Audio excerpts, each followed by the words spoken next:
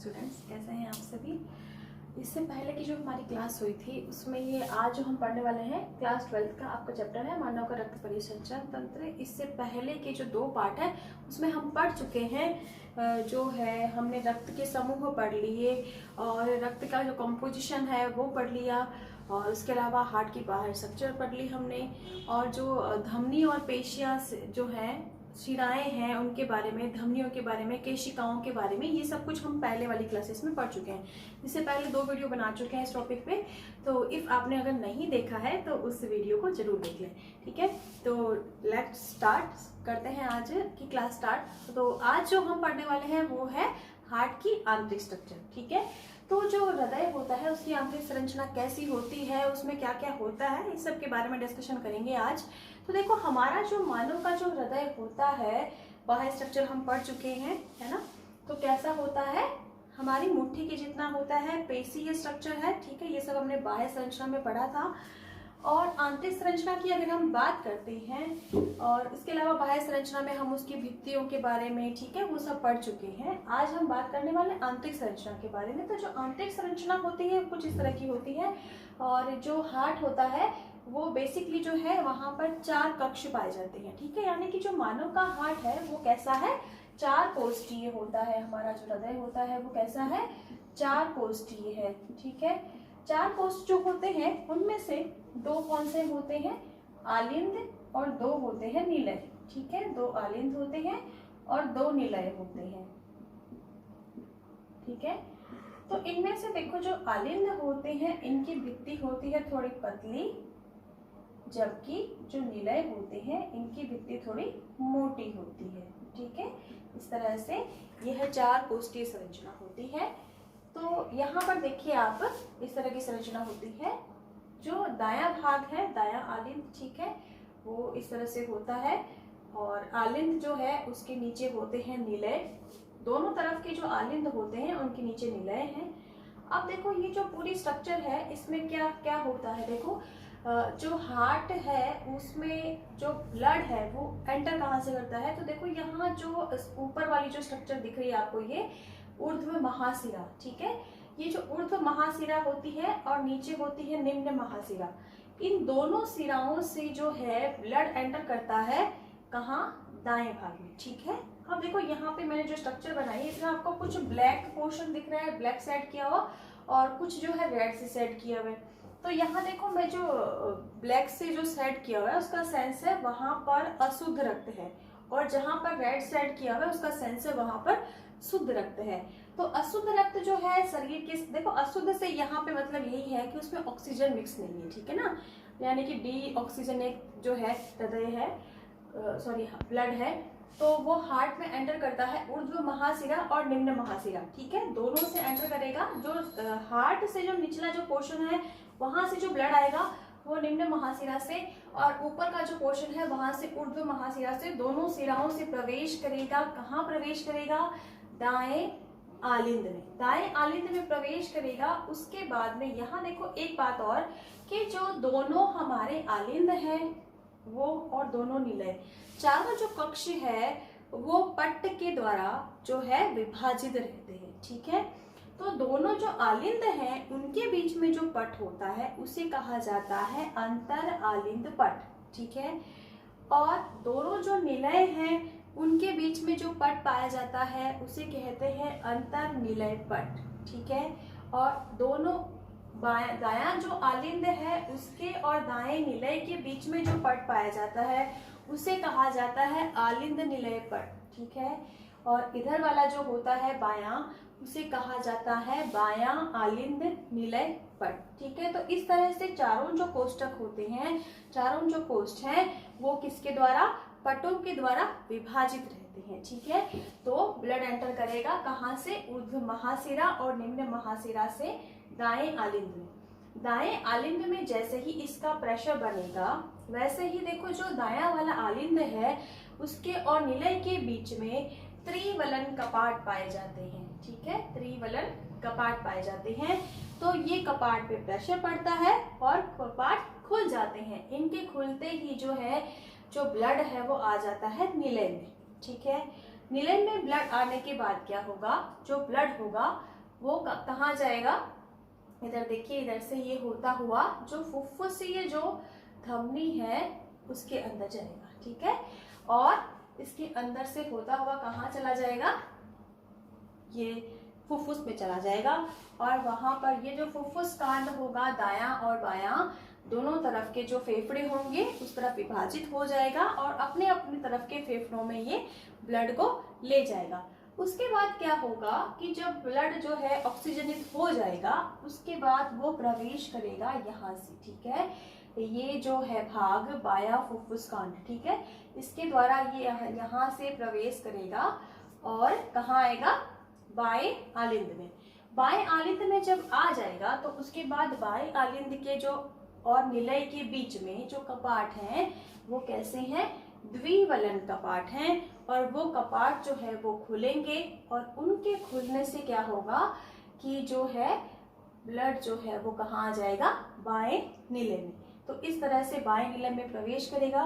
बाएं निलय से शरीर के विभिन्न भागों में जो है यह महाधमनी के द्वारा जो है भेज दिया जाएगा। तो इस तरह की स्ट्रक्चर होती है, 4 कोष्ठीय संरचना है, ठीक है। देख सकते हैं आप, इस तरह से डायग्राम होता है इसका, ठीक है। और किस किस तरह के यहाँ पे कपाट पाए जाते हैं, इसी चीज को थोड़ा सा यहाँ पे और समझ लेते हैं। ये एक स्पेशल टेक्निक है जो बेसिकली जो है स्टूडेंट को इजी वे में समझ में आ जाए, इसलिए मैं ये टेक्निक बनाती हूँ। आप भी चाहे तो अपनी कॉपी में ये टेक्निक बना के देख सकते हैं। इससे ये सारी जो सिस्टम है, कहाँ से क्या एंटर हुआ और कहाँ पे क्या होता है, वो आपको इजीली पता चल जाता है। डायग्राम में तो होता ही है, लेकिन ये थोड़ा सा है यहाँ पे थ्योरेटिकल भी है और साथ में डायग्रामेटिक भी है।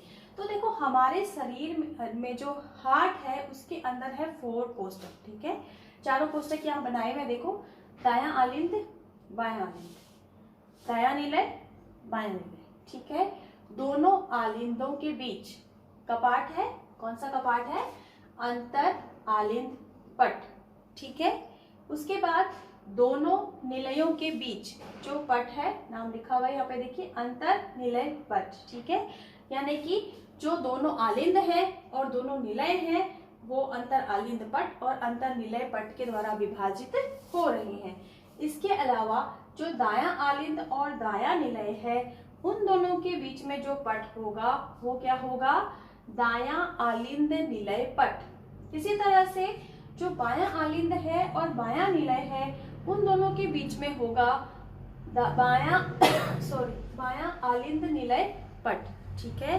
और ये जो पट होंगे इनके ऊपर कपाट पाए जाएंगे। जो दायां वाला भाग है उस पर त्रिवलन कपाट होते हैं। किस तरह के कपाट होंगे, त्रिवलन, यानी 1 2 3 त्रिवलन कपाट होंगे। और जो बायां होगा उसमें कैसा कपाट होंगे, बायां जो आलिंद और निलय पट है उसके ऊपर द्विवलन कपाट पाए जाएंगे, ठीक है। हो गई ये बात। उसके बाद क्या होगा कि जो दोनों आलिंद और निलय है वहां पर कोरोनरी सल्क्स, ये एक दरार जिस्नुमा संरचना पाई जाती है जिसे कहा जाता है कोरोनरी सल्क्स। यानी कि जो आलिंद, अंतर आलिंद निलय और अंतर निलय पट जो है उनके बीच में एक दरार जिस्नुमा संरचना पाई जाएगी जिसे कहा जाएगा कोरोनरी सल्क्स, ठीक है। उसके अलावा ये जो अंतर आलिंद पट है इसके ऊपर एक खांच पाई जाती है जिसे कहा जाता है अंडाकार खात। ये जो अंडाकार खात है कहाँ पाई जा रही है, दोनों आलिंदों के बीच में जो पट है, यानी कि अंतर आलिंद पट के ऊपर पाई जाती है अंडाकार खात। शिशु अवस्था में ये खात जो है यानी खांच जो है इसकी जगह पर यहाँ पर एक सिर्फ छिद्र पाया जाता है, ठीक है। तो इसे कहेंगे अंडाकार छिद्र, ठीक है। ये हो गया। उसके बाद देखिए, ये जो आलिंद निलय जो पट है, जो त्रिवलन कपाट है, इस एरिया में यहाँ पर यानी कि जो आलिंद, दायां वाला जो आलिंद और निलय है उसके बीच में जो ये पट बन रहा है अंतर निलय आलिंद निलय पट, इसके ऊपर जो है एक घुंडी पाई जाती है जिसे हम कहते हैं SAN, ठीक है। यह जो है इसे हम पेसमेकर भी कहते हैं। इसके बारे में जब हम क्रियाविधि पढ़ेंगे तो आपको थोड़ा और अच्छे से पता होगी। इसी तरह से जो अंतर आलिंद पट है उसके ऊपर भी ये घुंडी पाई जाती है जिसे कहा जाता है AVN। ठीक है, तो इस तरह से दोनों जगह पर ये घुंडियां पाई जाती है। अब हम थोड़ा सा थ्योरेटिकली देखते हैं कि कैसे क्या प्रवेश करता है। तो देखो, शरीर के जितने भी भाग हैं उन सभी भागों से अशुद्ध रुधिर प्रवेश करेगा हार्ट में। कहाँ से? ऊर्ध्व और निम्न महाशिरा के द्वारा। लाया कहाँ जाएगा? दाएं आलिंद में। ठीक है, आ गया। उसके बाद क्या होगा? जो अब शरीर के सभी भागों से आ गया, लेकिन हार्ट से भी तो अशुद्ध रक्त आएगा, है ना। तो हार्ट जो है उससे अशुद्ध रुधिर जो है वो कोरोनरी साइनस के द्वारा कहाँ लाया जाएगा? दाएं आलिंद में। ठीक है, तो कोरोनरी साइनस के द्वारा लाया जाएगा दाएं आलिंद में। तो इस तरह से सभी भागों से अशुद्ध रुधिर प्रवेश कर गया है। कहाँ? दाएं आलिंद में। दाएं आलिंद में प्रवेश किया, रुधिर की मात्रा बढ़ी, तो ये जो बीच में पट है इस पे दबाव बढ़ेगा। उस दबाव की वजह से जो त्रिवलन कपाट होंगे वो खुल जाएंगे, और उनके खुलने से क्या होगा? जो ब्लड है वो आ जाएगा दाएं निलय में। ठीक है, दाएं निलय में प्रवेश करेगा। वहां से क्या होगा कि ब्लड जो है वो फुफ्फुसीय कांड जो है उससे 2 शाखाएं निकलेंगी। ठीक है, 2 शाखाएं विभाजित हो जाएंगी। तो इस तरह से क्या होगा कि ये शाखाएं विभाजित होकर कहाँ जाएंगी? अपने अपनी तरफ के फेफड़ों में, और ये अशुद्ध रक्त को फेफड़ों में ले जाएगी। फेफड़ों में उनमें ऑक्सीजन मिलाई जाएगी और वो कैसा हो जाएगा? शुद्ध। जब वह रुधिर शुद्ध हो जाएगा तो उसे प्रवेश कराया जाएगा बाएं आलिंद में। ठीक है, फेफड़ों से शुद्ध रक्त आएगा, किसके द्वारा आएगा? फुफ्फुसीय शिराओं के द्वारा। 4 शिराएं होंगी, यानी कि दोनों तरफ के फेफड़ों से 2-2 शिराएं आएंगी और प्रवेश कहाँ करेंगी? बाएं आलिंद में। ठीक है, बाएं आलिंद में प्रवेश करेंगी। और यहाँ पर वही बात कि जब ब्लड की मात्रा बढ़ेगी तो जो पट हैं उन पे दबाव पड़ेगा, और दबाव बढ़ने की वजह से यहाँ पर उपस्थित द्विवलन कपाट जो है वो खुल जाएंगे, और उनके खुलने से क्या होगा? ब्लड आ जाएगा बाएं निलय में। अब बाएं निलय में जब प्रवेश कर गया है तो यहाँ से धमनी वाहिका, बाईं महाधमनी जो है बाएं निलय से निकलेगी और शरीर के सभी भागों में रुधिर को पहुंचाएगी। सिर्फ जो हार्ट है उसको जो है हृदय की धमनियां जो है वो शुद्ध रुधिर पहुंचाएंगी। बाकी सभी को कौन पहुंचाएगा? बाईं महाधमनी। ठीक है, ये बाईं महाधमनी जो है, यहाँ देखिए डायग्राम में बनाई थी ना, बाईं महाधमनी ये बॉडी के हर पार्ट को पहुंचाएगी। सिर्फ जो हार्ट है उसको हृदय धमनी जो है वो शुद्ध रक्त पहुंचाती है। तो इस तरह से जो है पूरी प्रोसेस जो है ये चलती है। ठीक है, आपको आई होप समझ आ गया होगा। थोड़ा सा मैं इसको एक बार फिर से रिवाइज कराती हूँ आपको। देखिए, इस तरह से स्ट्रक्चर है, 4 कोष्ठीय संरचना है, 2 आलिंद होते हैं, 2 निलय होते हैं। ठीक है, आलिंद जो होते हैं उनकी भित्ति थोड़ी पतली होती है, निलय की भित्ति मोटी होती है। ठीक है, ये इनकी सुरक्षा के लिए है। ठीक है, उसके बाद भित्ति मोटी होने से क्या होगा कि प्रेशर की वजह से कभी ऐसा नहीं होगा कि निलय उलटकर आलिंद पे आ जाए। ठीक है ना, इस वजह से यहाँ पर भित्ति मोटी होती है, यहाँ पतली होती है। ठीक है, उसके बाद में देखो, जब हार्ट के अंदर ब्लड आता है तो कहाँ से आता है? ऊर्ध्व महाशिरा और निम्न महाशिरा से। यहाँ से प्रवेश करता है।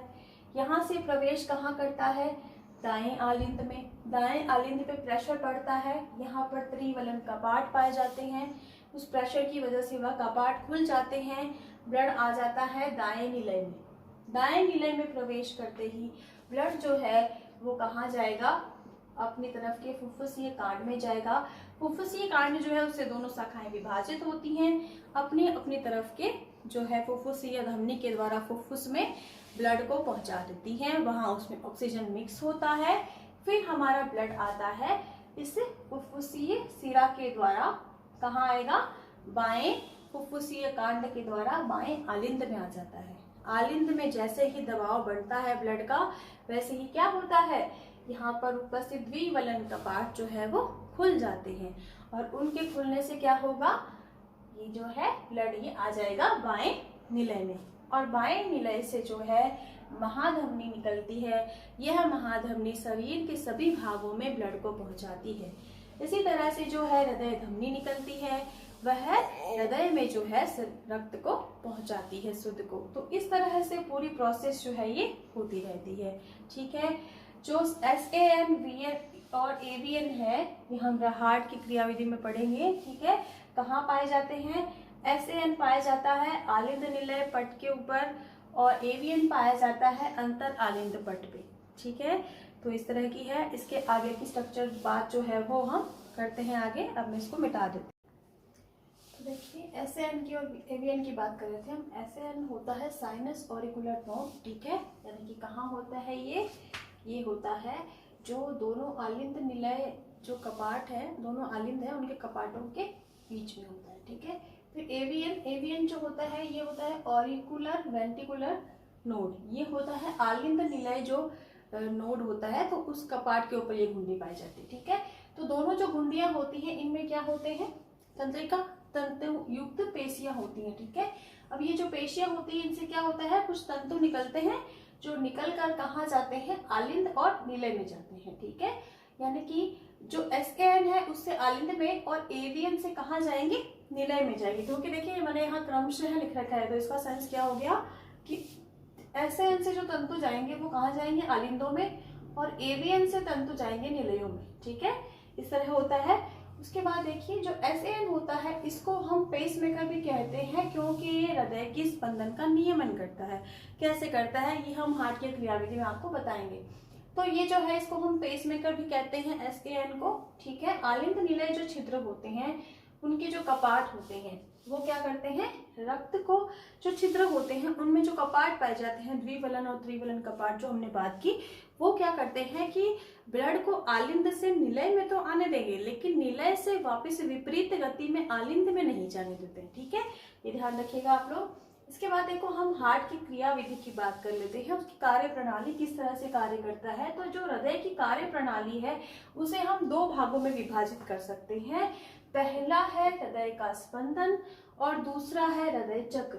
ठीक है, तो पहली जो क्रियाविधि है स्पंदन, वो क्या है? जो लयबद्ध एक संकुचन उत्पन्न होता है। जब हमारा हार्ट जो है पेशीय संरचना है इसमें संकुचन होता है, और संकुचन यूं ही नहीं होता कि कहीं भी कुछ भी हो गया, है ना। संकुचन जो है वो एक लयबद्ध तरीके से हो रहा है। तो इस तरह से जब संकुचन होता है तो उसे कहा जाता है स्पंदन। ठीक है, तो हमारा हार्ट जो है उसमें सिर्फ संकुचन नहीं हो रहा है, वो हृदय स्पंदन कर रहा है, हम ऐसा कहते हैं, क्योंकि जो संकुचन है वो लयबद्ध तरीके से हो रहा है। ठीक है, तो ये जो हमारे हार्ट के अंदर जो संकुचन होता है वो खुद की हार्ट की ही पेशियों के द्वारा उत्पन्न होता है। सॉरी। और इस तरह का जो संकुचन या स्पंदन जो अपने आप उसी की पेशियों में उत्पन्न होता है, इसी वजह से हमारा हार्ट जो होता है, मानव जो हृदय है वो कैसा है? मायोजेनिक प्रकार का है। मायोजेनिक का सेंस है कि उसका जो नियमन है वो खुद ही कर रहा हो। ठीक है, तो मायोजेनिक प्रकार का होता है क्योंकि जो स्पंदन है उसका नियमन हृदय की पेशियां स्वयं ही कर रही है, वहीं पर उत्पन्न हो रहा है। ठीक है, संकुचन के लिए क्या होता है? इसमें एक तंत्र पाया जाता है जो इस सब का नियमन करता है, और इस तंत्र को कहते हैं हृदय चालन तंत्र। ठीक है, इस तंत्र का निर्माण चार चीजों से होता है।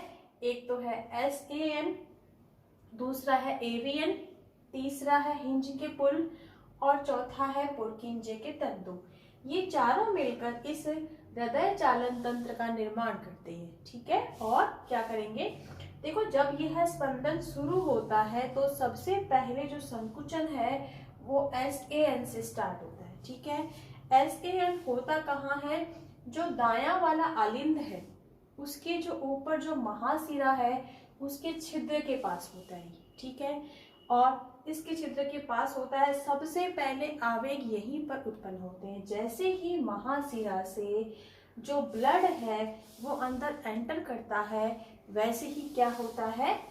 यहाँ पर आवेग उत्पन्न हो जाते हैं, और ये आवेग जो होते हैं वो एक प्रकार की उत्तेजना उत्पन्न करते हैं, और इस उत्तेजना से क्या होता है?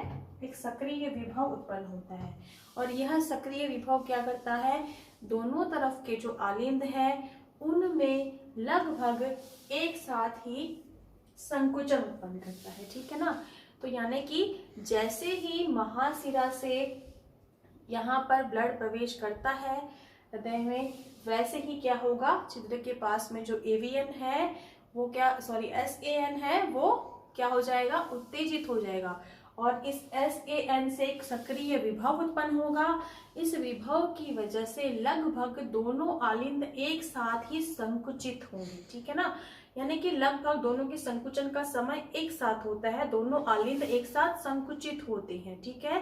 अब क्या होता है, जब दोनों आलिंद संकुचित हो जाते हैं तो उनके संकुचित होने के बाद जो दोनों आलिंद है ना, अंतर आलिंद पट, ठीक है ना, जो कि दाएं आलिंद में है, ठीक है, वहां पर क्या होगा, एवीएन जो होगा उसमें भी यह विभव पहुंचेगा और यह विभव जैसे ही एवीएन में पहुंचेगा तो एवीएन से फिर यह हिंज के पुल में और हिंज के पुल से पुरकिंजे के तंतु में पहुंचेगा, ठीक है।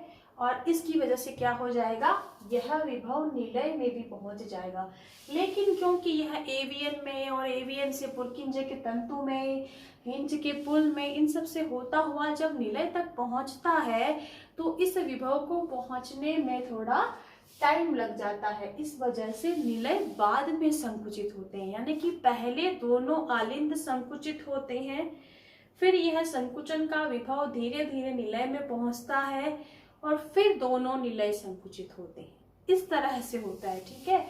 तो यहाँ पे जो हृदय की स्पंदन, यानी कि जो दोनों आलिंद संकुचित हुए फिर दोनों निलय संकुचित हुए, तो ये जो लयबद्ध तरीके से एक संकुचन हुआ, यह जो संकुचन की क्रिया है इसी को हम कहते हैं स्पंदन। और स्पंदन कहते हैं तो जो हृदय की स्पंदन है उसकी जो दर होती है वो सामान्य रूप से मानों में होती है 72 to 80 पर मिनट, यानी कि एक मिनट में हमारा हार्ट जो है वो 72 से 80 बार तक धड़कता है, ठीक है। यानी कि हम कह सकते हैं कि लगभग 0.8 सेकेंड का समय लगता है इसमें एक पूरा चक्र होने में, ठीक है। तो उसके बाद हम बात करते हैं हृदय चक्र की, और ये जो गति है इसका नियमन कौन कर रहा है, एसएएन कर रहा है, इसीलिए हम इसको क्या कह रहे हैं, पेस मेकर कह रहे हैं। ध्यान रखिएगा, पेस मेकर हम एसएएन को कहते हैं। एसएएन होता कहाँ है, जो दायां आलिंद है उसके पास जो महाशिरा है, उस महाशिरा के छिद्र के लगभग पास में होता है, वहीं से संकुचन उत्पन्न होता है, ठीक है। और पहले वह संकुचन आलिंदों में होता है, आलिंदों से वह निलय में जाता है, ठीक है। उसके बाद बात करते हैं हृदय चक्र की। तो हृदय चक्र क्या है, देखो हमने अभी बात की स्पंदन की, तो एक बार जब ये स्पंदन क्रिया होती है, यानी कि पहले दोनों आलिंद संकुचित हुए फिर दोनों निलय संकुचित हुए, ये जो स्पंदन की पूरी क्रिया है, एक स्पंदन से लेकर दूसरे स्पंदन तक के बीच का जो काम है, ठीक है, वो सारा कार्य क्या है, हृदय चक्र के अंदर इंक्लूडेड है। उसको हम इसके दौरान जो भी परिवर्तन होते हैं वो सभी क्या है, हृदय चक्र के अंदर इंक्लूडेड होते हैं। यानी कि एक हृदय चक्र में हमने अभी बात की कि यहाँ जब स्पंदन की बात करें, आपको स्पंदन का पूछे तो एक मिनट में 72 से 80 टाइम ये हो रहा है, और जब बात करें चक्र की तो इसमें 0.8 सेकेंड का समय लगा है, ठीक है ना। यानी कि एक चक्र को पूरा होने में लगभग 0.8 सेकेंड का समय लगता है। अब ये जो हृदय चक्र है इसमें दो चीजें होती है, तो फिर क्या क्या होगा इसमें अनुशिथिलन होगा, यानी कि हार्ट रिलैक्स मोड में आएगा, और प्रकुंचन होगा, संकुचन होगा। तो दोनों जो क्रियाएं होती है, ये जो 8.8 सेकेंड का टाइम लगता है उसमें से जो अनुशिथिलन है, यानी कि हमारा हार्ट फैला हुआ कब तक रहेगा, 0.7 सेकेंड तक, और सिकुड़ेगा कितनी देर, सिर्फ 0.1 सेकेंड के लिए हमारा हार्ट सिकुड़ता है, उसमें प्रकुंचन की क्रिया होती है, ठीक है। अब यह जो क्रिया होती है ये कैसे, देखो सबसे पहले क्या होता है, हमने अभी बात की कि आलिंदों के अंदर जो है वो सबसे पहले प्रकुंचन की क्रिया होती है। तो उससे पहले भी क्या है, जो हमारा आलिंद है वो कैसा है, अनुशिथिलन अवस्था में है। यहाँ पर जो हम बात कर रहे हैं 0.8 सेकेंड की, वो इसमें लग रहा है, ठीक है। तो देखो यहाँ पे क्या होगा, यह जो पूरा चक्र होगा इसमें आलिंद जो होंगे उनमें अनुशिथिलन होगा। ठीक है, यह जो अनुशिथिलन होगा यह क्या होगा, आलिंद जो है वो उसमें रिलैक्स मोड में है। 0.7 सेकेंड का ही समय लगता है इसके अंदर। ठीक है, अनुशिथिलन है। अब फिर क्या होगा, जब ये अनुशिथिलन अवस्था में है, क्या हो रहा है, जो आलिंद है वो रक्त से लगातार भरे जा रहे हैं। महाशिरा से ब्लड आया जा रहा है अशुद्ध दाएं आलिंद में। ठीक है, और इधर जो है शुद्ध रक्त जो है वो बाएं आलिंद में आया जा रहा है। ठीक है, फिर क्या होता है, जो आलिंद है दोनों के दोनों, उनमें जब अनुशिथिलन है उस अवस्था में भी क्या होगा कि जैसे ही वो आलिंद ब्लड से भर जाएंगे वैसे ही क्या होगा, ब्लड जो है उसका दबाव बढ़ेगा। बीच के जो कपाट है द्विवलन और त्रिवलन कपाट वो खुल जाएंगे और उनके खुलने से यानी कि प्रकुंचन से पहले ही लगभग जो 75% जो ब्लड है वो नीलयों में आ जाएगा। ठीक है, नीलयों में ब्लड आ रहा है, धीरे धीरे आ रहा है। ठीक है, उसके बाद क्या होगा, उसके बाद जो है आलिंदों में प्रकुंचन की क्रिया होगी, यानी कि ये जो SAN है ये उत्तेजित होगा। इसके उत्तेजित होने की वजह से जो है आलिंदों में प्रकुंचन होगा, वो सिकुड़ेंगे और उनके सिकुड़ने से क्या होगा कि जो बाकी बचा हुआ 25% ब्लड है वो भी अब नीलयों में आ जाएगा। ठीक है, और इसके अंदर भी 0.1 सेकेंड का टाइम लगेगा। ठीक है, जब आलिंदों में प्रकुंचन हो गया उसके बाद अब नीलयों में प्रकुंचन होगा। ठीक है, और नीलयों में प्रकुंचन होगा, इसमें फिर क्या होगा, प्रकुंचन में वही 0.1 सेकेंड का टाइम लगता है। जब नीलय में प्रकुंचन होगा तो उसमें प्रकुंचन की वजह से क्या होगा, दबाव बढ़ेगा। कहाँ बढ़ेगा, नीलयों में दबाव बढ़ेगा, और नीलयों में दबाव बढ़ने से क्या होगा, जो फुफ्फुसीय जो धमनी और सिराएं हैं उनके बीच में जो अर्धचंद्राकार कपाट हैं वह कपाट खुल जाएंगे। अर्धचंद्राकार कपाट पाए जाते हैं। शायद मैं हार्ट में बताते हुए आपको ये बात बताना भूल गई कि जो धमनियां हैं उनमें और फुफ्फुस में जो वहां पर क्या होते हैं, अर्धचंद्राकार कपाट होते हैं। तो यह अर्धचंद्राकार जो कपाट है नीलयों से, उनमें वहां दबाव पड़ेगा और वो खुल जाएंगे। ठीक है, खुलेंगे तो ब्लड कहाँ जाना शुरू हो जाएगा, महाधमनी और महाशिरा में। ठीक है, उसके बाद जो है ये प्रवेश करना स्टार्ट कर देगा। अब जो है फिर क्या हो जाएगा, जब ये क्रिया हो जाएगी तो नीलयों में अनुशिथिलन होगा। नीलय फिर से अपनी प्रारंभिक अवस्था में आ जाएंगे, फिर से फैल जाएंगे। ठीक है, फिर यहाँ पे 0.7 सेकेंड का टाइम लगा, यानी कि इन दोनों को मिला के कितना हुआ, 0.8। इन दोनों को मिला के कितना हुआ, 0.8। तो पूरे एक हृदय चक्र में लगने वाला समय होता है 0.8 सेकेंड। इस तरह से यह हृदय चक्र जो है वो पूरा होता है। ठीक है, तो ये आज हमने पढ़ लिया। कैसी लगी आपको आज की क्लास, और इससे आगे का जो है उसके अंदर हम पढ़ने वाले हैं जो मानव का रक्त परिसंचरण तंत्र है हमारा, वह दोहरा रक्त परिसंचरण तंत्र है। क्यों उसे दोहरा परिसंचरण कहते हैं, और हार्ट से संबंधित कौन कौन सी डिजीज हमें हो सकती है, इन सब के बारे में हम नेक्स्ट वीडियो में पढ़ने वाले हैं। आज की क्लास आपको कैसी लगी, क्लास जो है कैसी लगी उसके बारे में कमेंट करते रहें। क्लास अच्छी लगती है लाइक करें, वीडियो को शेयर करें, सब्सक्राइब करें ताकि ज़्यादा से ज़्यादा बच्चों को इसका फायदा हो सके। Thank you.